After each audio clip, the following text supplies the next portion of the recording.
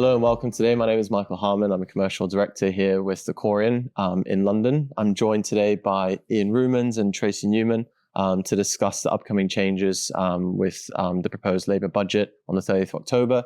We're 10 weeks out. Both Ian and Tracey combined, I think, over almost 40 years of experience in industry, qualified solicitors, non-practicing, both working with clients from a trustee perspective, being with the Corian for a number of years.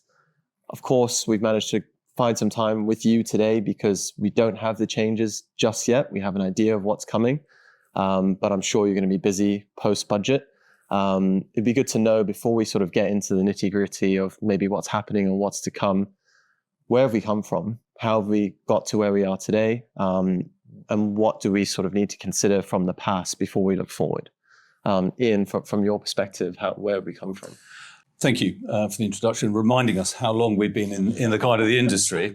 Luckily, we haven't been in the industry as long as the concept of domicile, which is going back kind of 200 years. But certainly, that is everything. That is the concept of domicile is everything that Tracey and I have ever kind of known in our space, whether that was on the legal space or whether that is in the trustee space when you're looking at setting up private client structures. And that's all coming to an end. So that's the one certainty, I think, from the announcements that we know is going to happen, is that concept of domicile, which is unique to the UK, is going to go and it's going to change.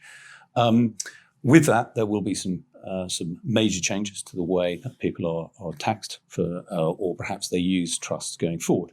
So whilst it is a seismic shift, it also presents a lot of opportunity. And I'm quite excited by the opportunity it presents because there are numerous changes that have occurred over the last 20 years to the system. And quite frankly, the current system is overcomplicated, it is broken, and it just doesn't work, and it confuses clients. So hopefully, yes, we're going to have one big change. Yes, people are going to be upset. But hopefully we will have a system which is easy to understand and, more importantly, is in place and is consistent and isn't changed. Because I think that is one of the biggest bugbears and annoyances for our clients, is that there is always tweaks to tax or their structures. So if we end up with something which is based on a residence test, everybody understands the rules, there is no ambiguity, it's black and white, I think we're actually going to be in a better position, albeit not having the same tax advantages as perhaps the current system has. Mm-hmm. I mean, it's a fantastic way to look at it, that there is definitely going to be positives coming out of the changes from, both our point as trustees in a Corian, but also for the clients themselves, some certainty around, what's to come post the change.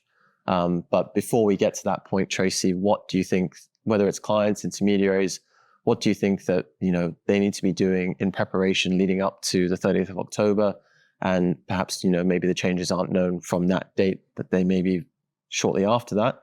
What work needs to be done engaging with your solicitors or trustees, etc., before we get to that? The key word is engagement, because that's what's needed at the moment.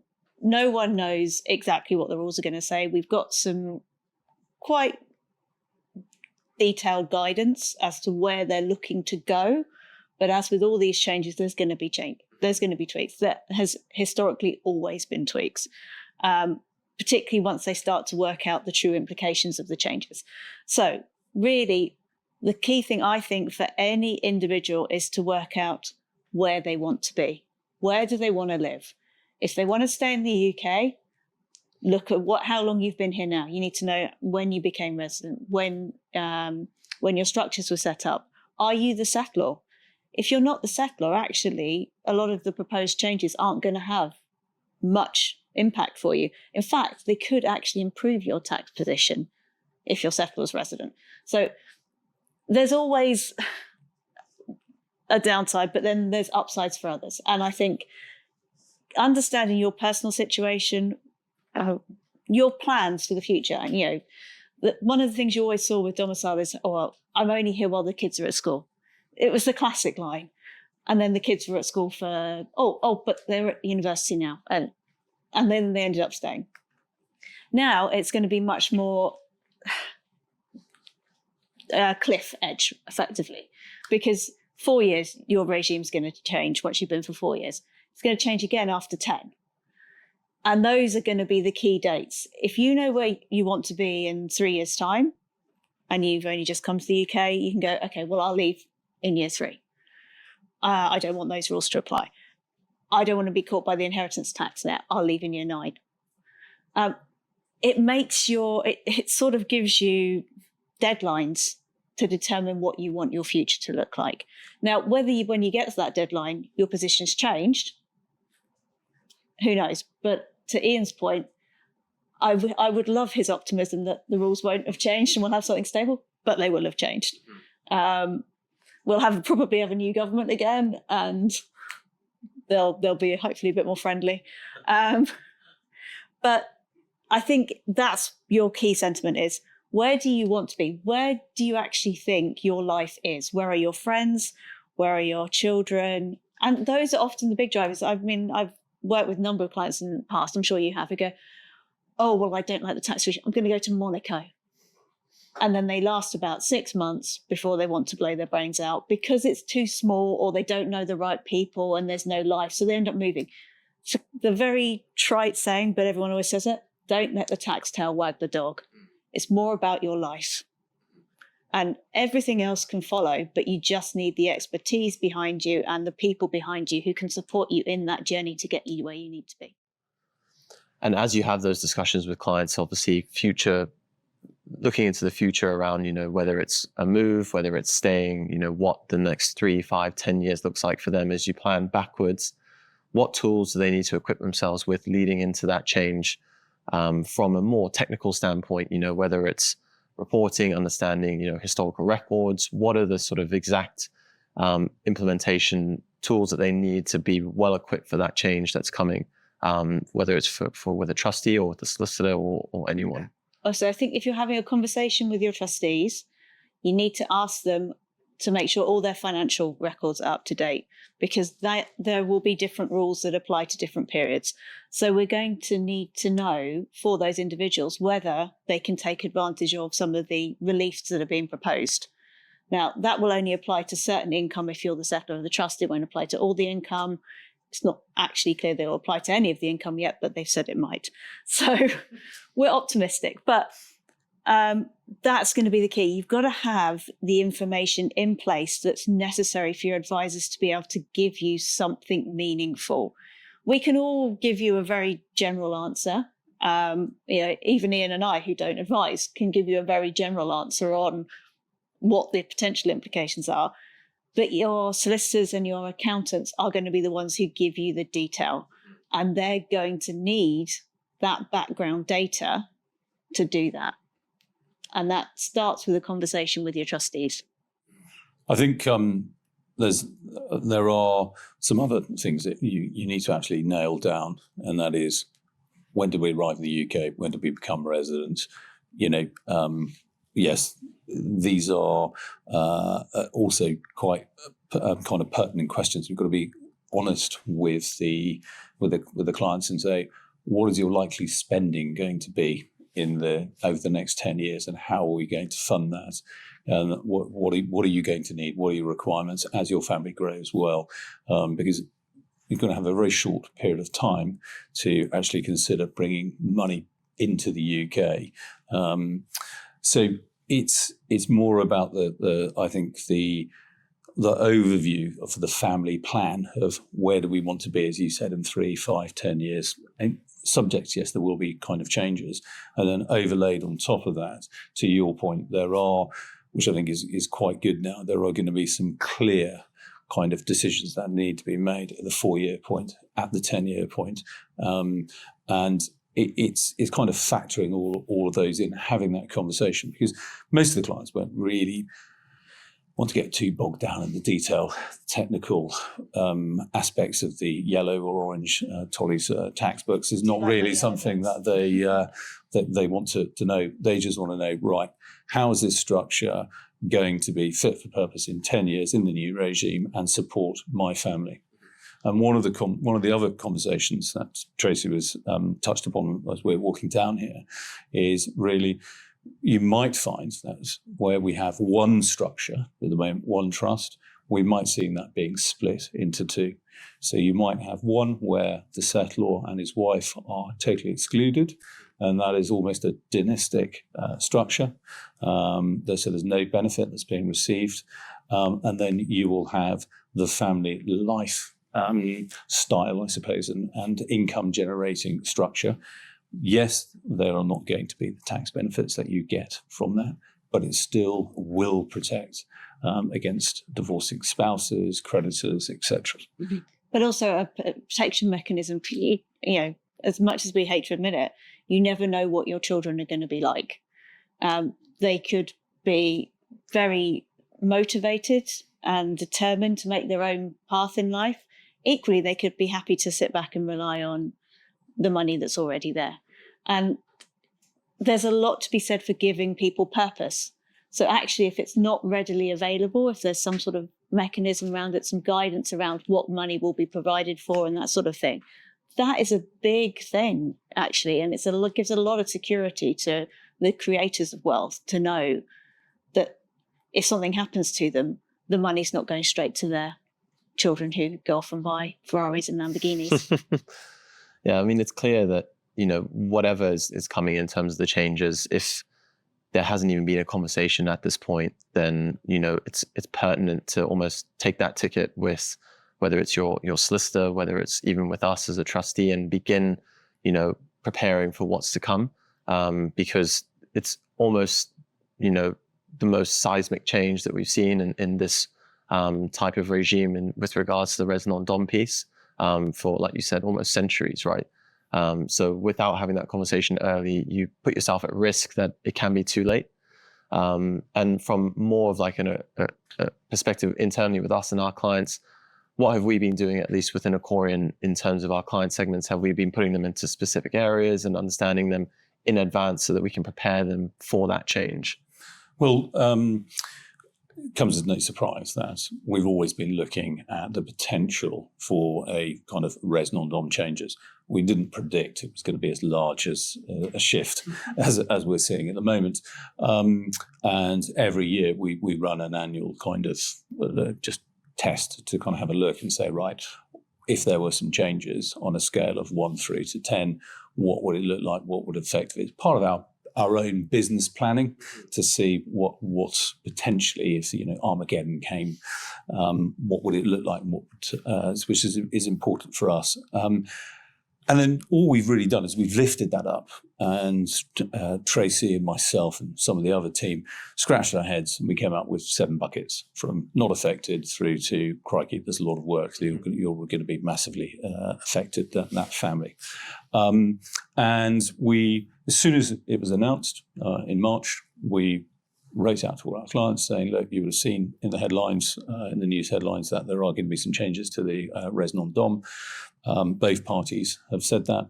Whatever colour team wins, whether it's red or blue, as it's transpired, it was red, there are going to be changes. So we will get back to you. So as more detail has come out, we've been more targeted with our correspondent, depending on our triage system of, yes, we really need to help those individuals. And a lot of it is getting clarity around their thought and vision of where they're going to be, getting the hygiene sorted in terms of what data is likely to be requested by the lawyers, and then I think more importantly, there's only a finite amount of lawyers that are specialists in this subject, and there's going to be a lot of people vying for their attention. So a lot of our clients have already engaged their advisors on this subject to make sure that they're at the front of the queue, because it's not particularly hard to envisage somebody who hasn't been very proactive knocking on the door, middle of February, and I think they're going to be a little bit out of luck in terms of getting some of the lawyers, because I do think there is a tremendous amount of information that is going to have to be digested not just the tax rules I'm talking about. Some of these structures have been around 30, 40 years, to look at the application of the different regime to actually work out what is the best course of action, or what are the 2 or 3 courses of actions that a family may have. So if there's one piece of advice to the client, is speak to the trustees, engage with your advisors, make sure that they're aware that you are going to be looking for kind of advice. I think it's also important to note in that sort of context that actually, unless you're engaged early, you might miss the opportunity to take advantage of some of the potential reliefs they're proposing to introduce. For example, the temporary repatriation facility. The suggestion is it has to be funds that are previously protected by claiming the remittance basis. Well, if you are a non-dom who's never actively had to claim for whatever reason, because other rules have protected your finances, you might want to make a claim for this year, and you might want to trigger something on which you have to make a claim, so that you can then take advantage of potentially a lower rate in the next year. So you can't leave that to the last minute. If you've suddenly got to generate a dividend, for example, or a significant sale, that can all take time. Yeah, and that's a really great segue. We've set the scene in terms of where we've been, what needs to happen before the changes occur, what you need to prepare yourself with, the tools and the discussions you need to be having. And then when we get to that point, it may be a few months before, we can get through the weeds of what the actual implications are. What does the future look like for clients? How does that change things for, your clients or even prospective clients into the future for UK and the no longer res non-dom sort of regime? How does that change long term for everyone? I think it depends, doesn't it? Depends where your client's going to be. Yeah. If they leave the UK and manage their day counts, which is very feasible under the temporary on the statutory residence test, no change. So great for them. But I do think, and I think Ian agrees with me on this, that there's going to be a shift away from planning for tax. It's actually going to be much more around asset protection, using the wealth for greater social good. So whether we might see an increase in, for example, not exactly charities, but foundations with a purpose of medical research, supporting various education objectives and those sorts of things. And I do think there will be a greater move towards that sort of area. I think the other element is very much you're either onshore or you were offshore. And I believe that these changes, people are going to be looking at what is the outcome, what is the goal for the family, and how do we achieve that? And that will be a mix of onshore. We're seeing a rise probably in more than any other structure is UK companies being used as family investment companies. We're seeing that there's some quite favourable treatment within the UK. So many of our families who are currently res non-doms, but actually want to invest and they make a huge contribution to the economy, are structuring through UK companies. And that's something that we are gearing up. And Tracey's very much leading on that in terms of our expertise and our size of the private client department in kind of London. We are also going to have to look at traditionally with, I think, trustees have shied away a little bit, but we'll be looking at financial products, whether that's insurance wrappers, whether that's insurance for inheritance tax. We've been looking at OICs, so open-ended investment companies, as a potential solution to kind of some of our kind of families.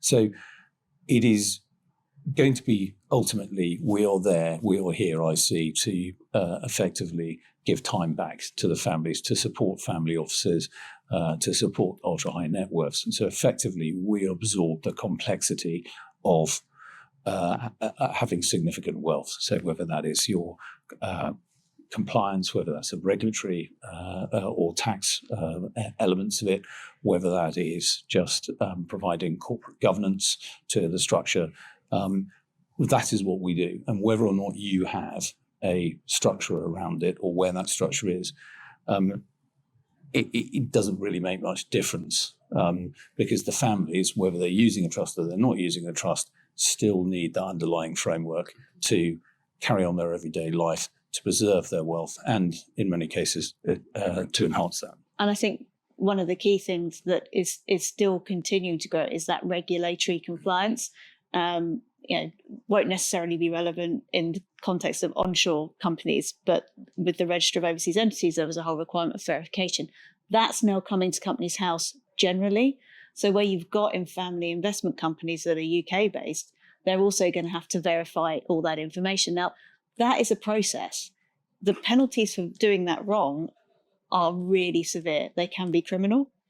So actually, if you've got someone who understands these rules and can help you with that process, that is a big plus for wealthy families. No, absolutely. And looking into the future now, we've seen, what the important discussions are to have. And it's always, part of our role as trustees to be having those on an ongoing basis anyway. But I think what I'm hearing and, everyone seems to be talking about now, and if they aren't, then, you need to, is don't wait. If there's a call to action for all clients, is just have that conversation as early as you can. Reach out to your professional team, your trustees, your lawyers, and begin that engagement as early as you can. So it's been wonderful to hear from you today and understand, what you're hearing and what you're talking to clients about and where we're going in the next few months and, in the next year particularly. Sounds like there's a lot going on. You guys are going to be busy towards the end of the year and the start of next year, but it's been great to have some time with you. Thank you for joining me today. Thank you again to Tracey and Ian for joining me on the couch. We'll be contacting and reaching out to all of our clients and our intermediaries following obviously this release and all of our content coming out. So please make sure you contact us and have that discussion as early as you can. Our website, as always, reach out to us there, and there will be a QR code on the video if you need to come and contact a Corian directly. Thank you both for taking the time. Thank you.